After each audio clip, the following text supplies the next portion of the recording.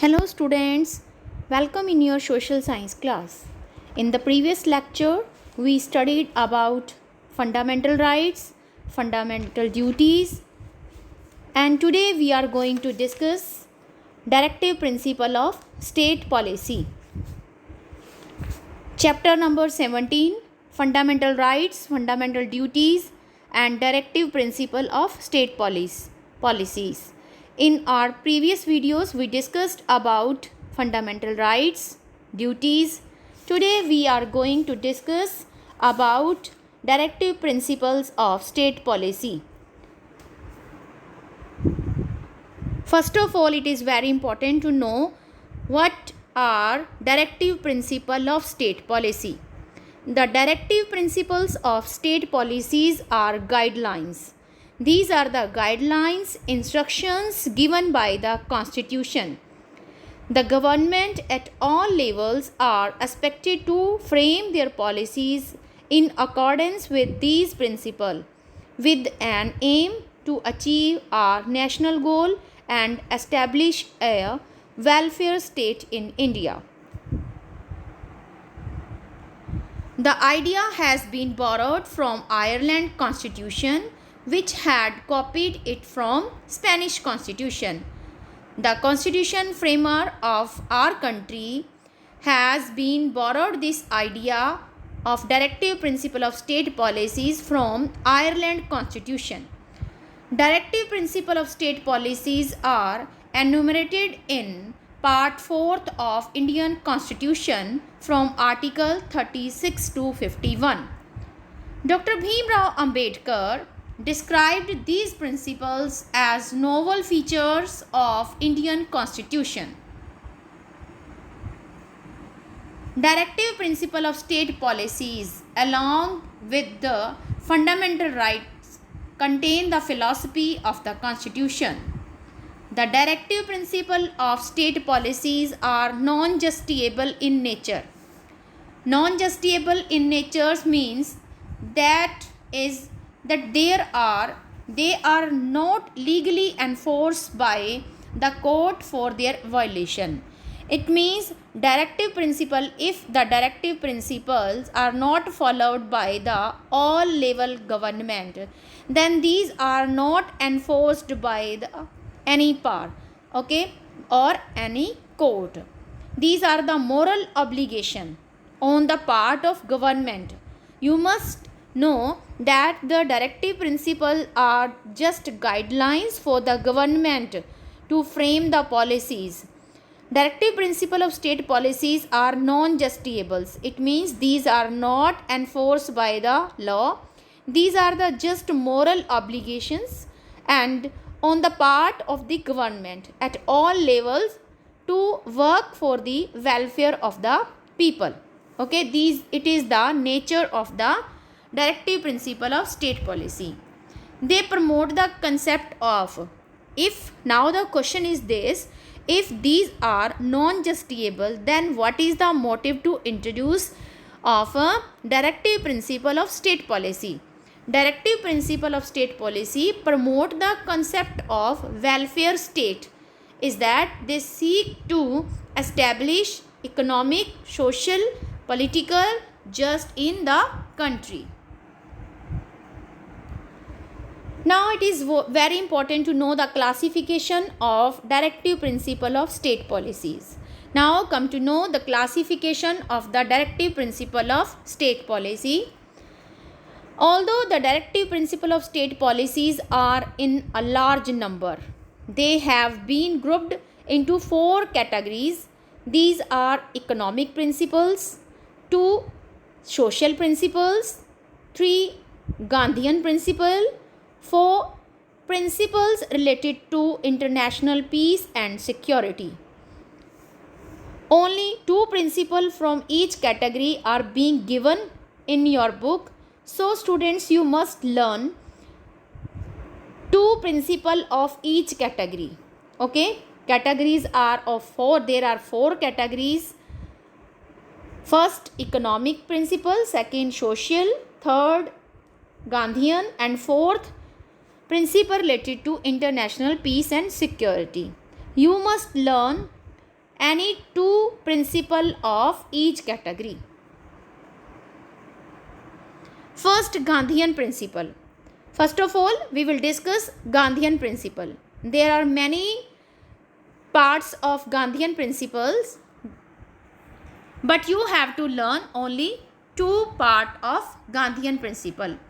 According to Gandhian principle, the state shall promote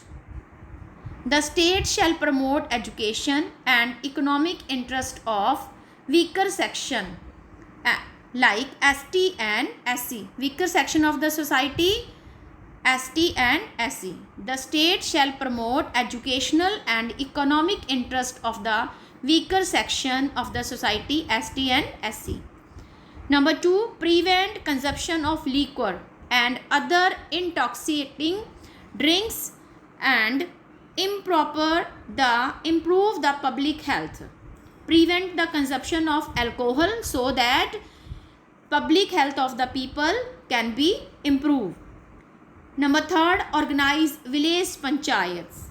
Number 4, to encourage cottage industry and to provide equal employment in rural area.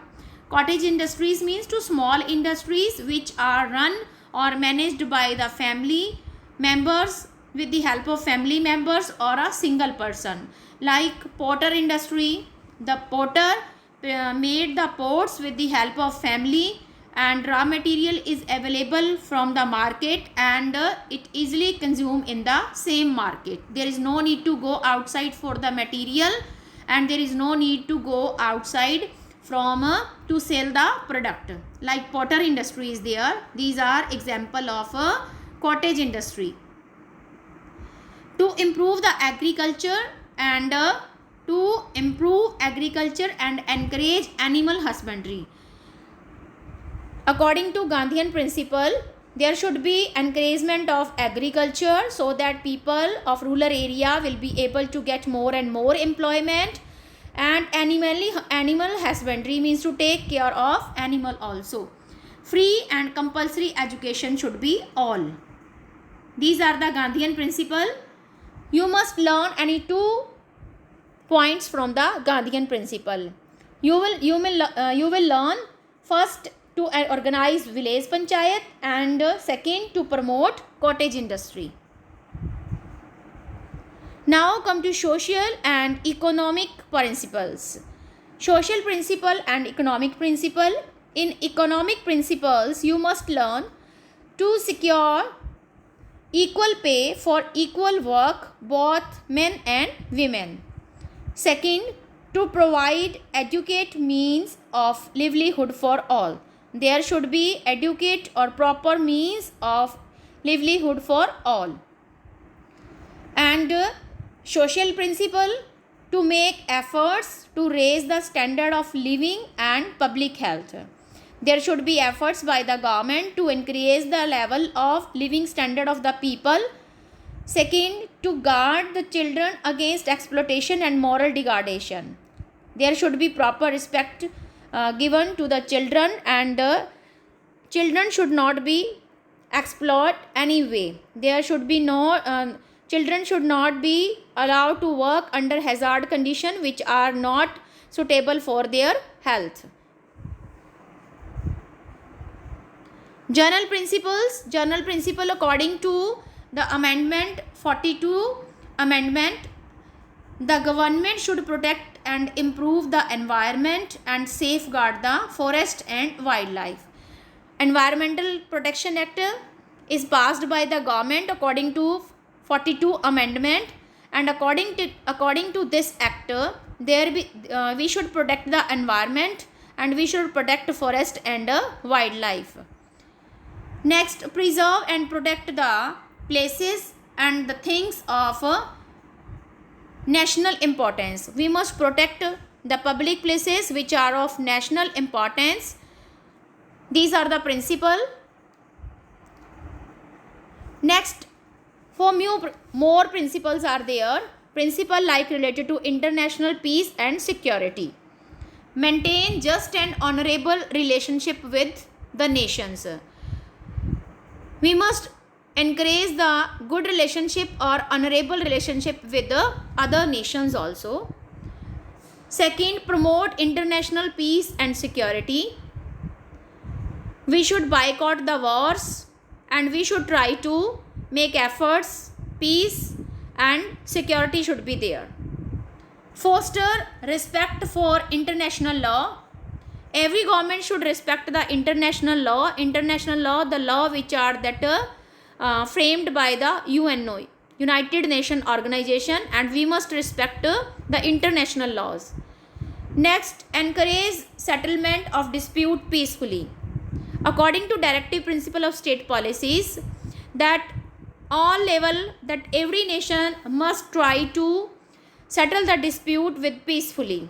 Okay, boycott the wars and we should try to settle our disputes with by talking or by peaceful manner. Next, student, we will discuss about the directive principle of state policies that has been implemented and they have become either legislature means law, and or the fundamental rights. Many directive principle of state policies have been implemented and they are become either legislation or the fundamental rights. These are the four. We will discuss one by one.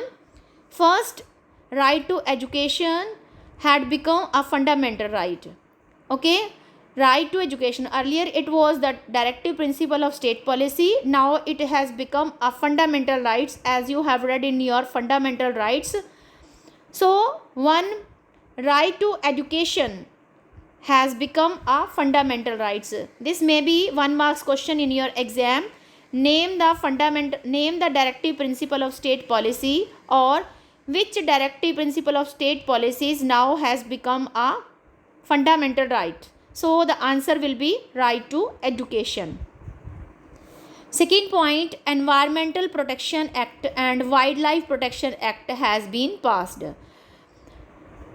Third, National Commission for the Welfare of Women has been established. National Commission is established for the welfare of the women. Fourth point, right to work has been implemented for rural unemployment under Manrega. Okay, now this policy, name of this policy has changed. Now it is Manrega. Okay, National Rural Employment Guarantee Act, and Manrega means Mahatma Gandhi Rural Employment Guarantee Act. According to this Manrega, okay, this act was passed by government. Right to work, this is the right to work has been implemented for rural area. This is policy for the rural area to provide the employment to the rural people. Government has now implemented this also. Okay, and now it is the name of this policy or this act is not Manrega, Narega is there. Okay, National Rural Employment Guarantee Act. I hope you got all the points. Directive principle of state policy. Meaning of the, first we discuss about the meaning of the directive principle of the state policy. After that, origin of the directive principle of the state policy, nature of the directive principle of the state policy. What is the aim of the directive principle of the state policy? The aim of the directive principle of the state policy is to work for the welfare of the people. Next, we discussed about the classification of the directive principle of state policies. There are the 4 categories of directive principle of state policies: economic principle, Gandhian principle, economic and social principle, okay, general principle, and after that we discuss about international peace and security in few more principles. Okay, after that we discussed about the significance of the directive principle of state policy and directive principle of state policies that has been implemented and they have become either legislation or fundamental rights. Clear? You have to read directive principle of the state policies and you must learn the directive principle of state policies that has been implemented. Okay, there are 4. You must learn it, and you must also learn the categories of a directive principle of state policies, classification of the directive principle of state policies. Thank you. Have a nice day.